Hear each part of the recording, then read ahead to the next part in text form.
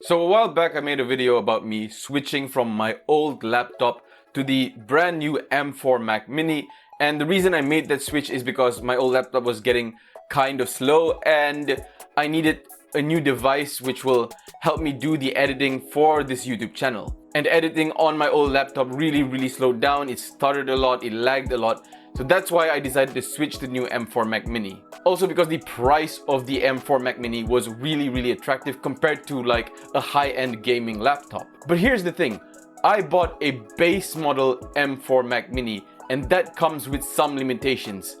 And one of the biggest limitations of the base model M4 Mac Mini is that it only comes with 256 gigs of storage. So while the M4 Mac Mini has the fresh M4 chip as well as being paired with 16 gigs of RAM, which is enough for the work I do with the M4 Mac Mini, the storage is going to be a problem. You see, if I'm going to use this M4 Mac Mini to edit YouTube videos like this, I'm going to need a lot of storage, especially if I plan to continue using this for the long term and continue doing YouTube for the long term. So that's where I stumbled upon a problem, because upgrading through Apple and just boosting the internal storage costs way too much. It's just more than I would be willing to pay. So I searched online and tried to find some solutions to how I could boost the storage of my Mac Mini. And of all the options I went through, this is the one I found that may suit me best. Now just to let you know, I plan to use this extended storage just as a place to store files rather than working as a home directory for my Mac Mini. If you're planning to use external storage as a home directory for your Mac Mini,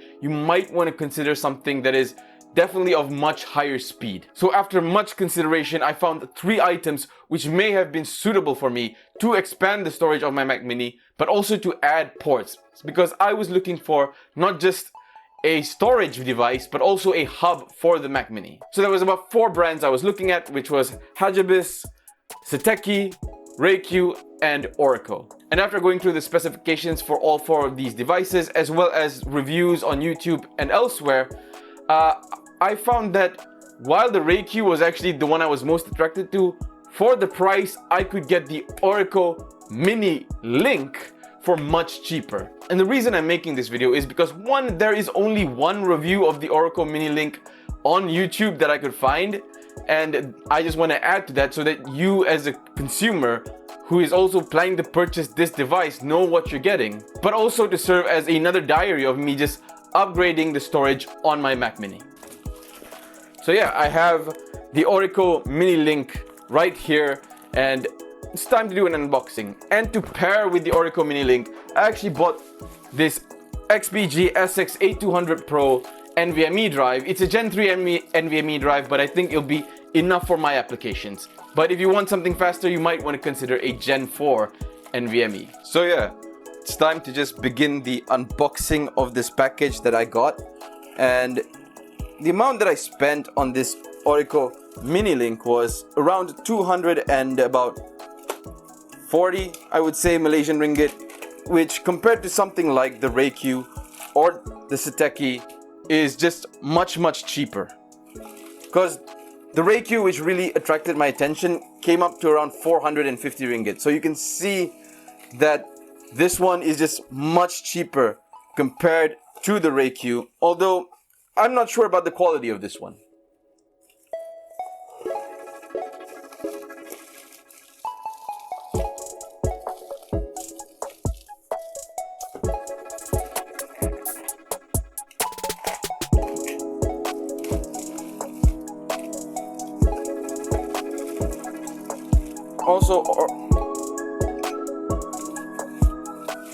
Also, in addition to the MiniLink, Orico has bundled in this sort of power cable. So that's nice. It's, yeah, a 4-port power cable with USB, and it's part of their free gift that I got with the MiniLink.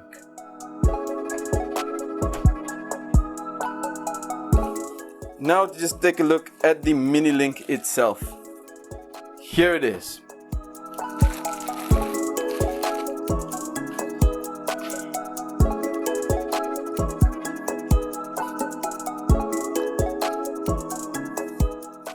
So this is the Orico MiniLink, which is basically a dock for the M4 Mac Mini over there, and it's also an SSD storage.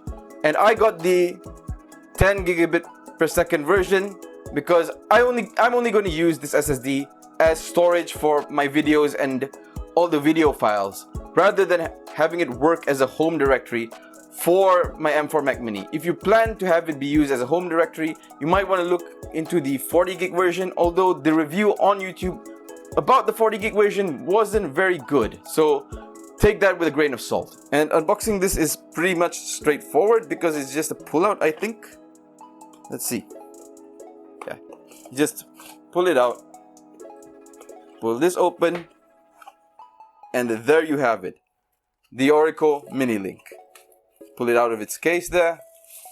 Yep, and this is it.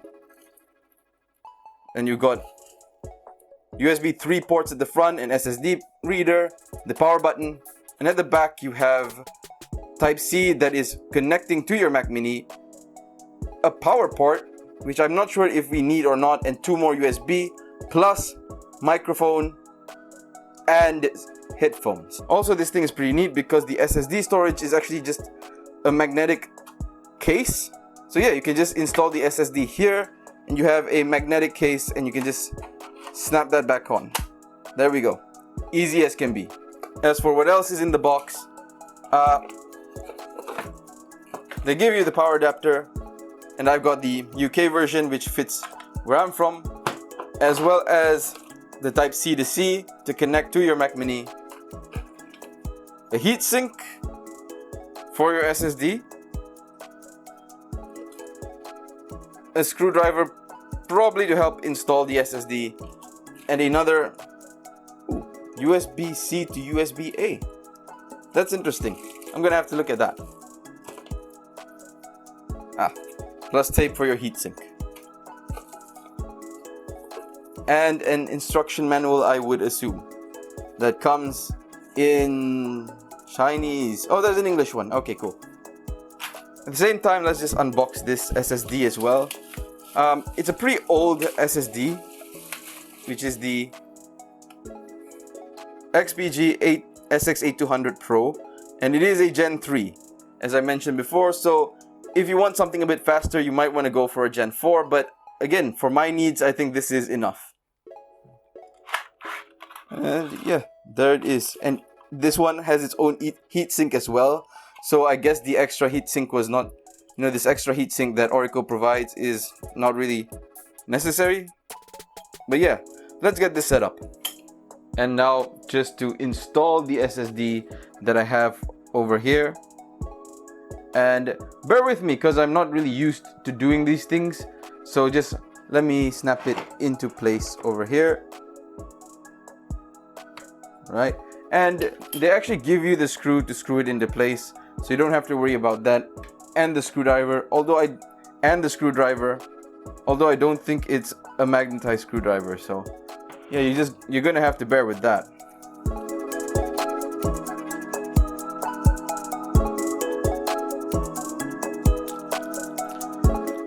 It is a very, very tiny screw, so you're gonna want to be careful with this.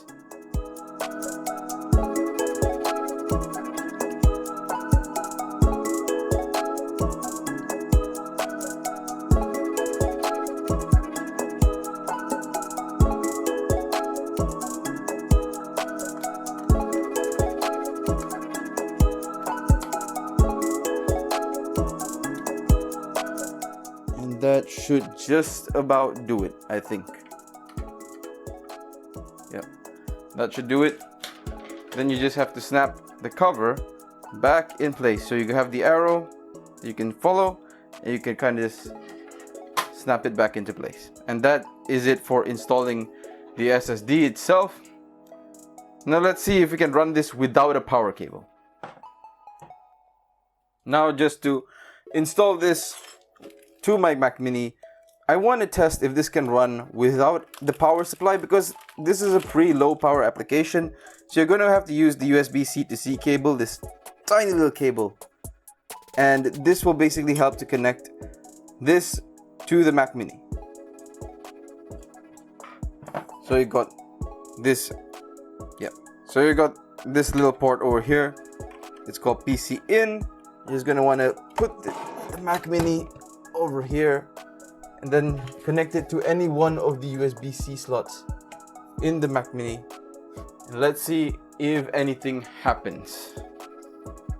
So it's a pretty low power application. I wonder if it can work without a power supply.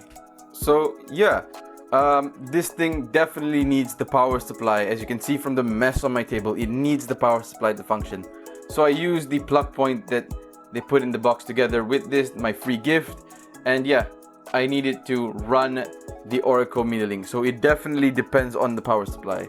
Without the power supply, you cannot turn it on and off. And if you can't turn it on and off, it won't show up on your desktop. It won't show up. I have it saved as backup, and if you don't have it on, it won't show up. Like if you just to turn it off, boom, it's gone, right? And if I were to just unplug the power supply, there we go, and try to turn it on, nothing, nada.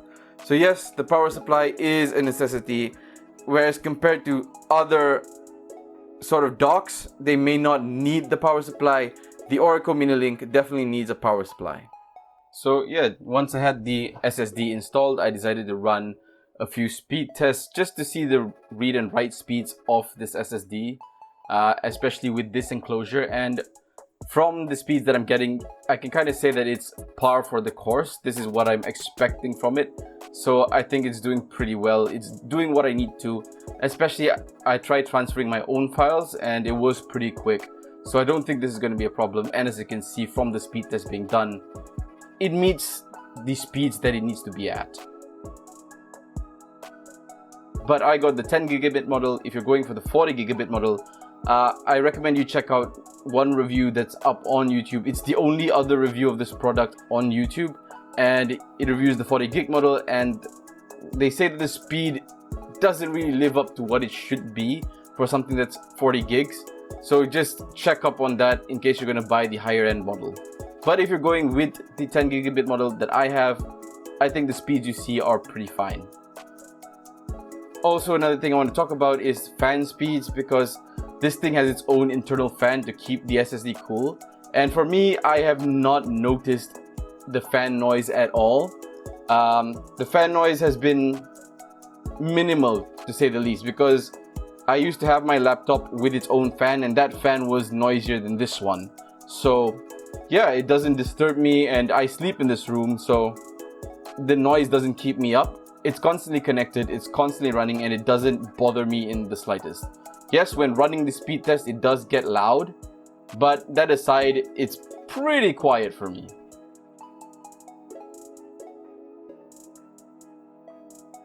So yeah, now I'm just trying to select my main file, the internals of the Mac Mini, and just to show you a comparison of the Mac Mini's internals to this SSD that I've installed, to this enclosure speed.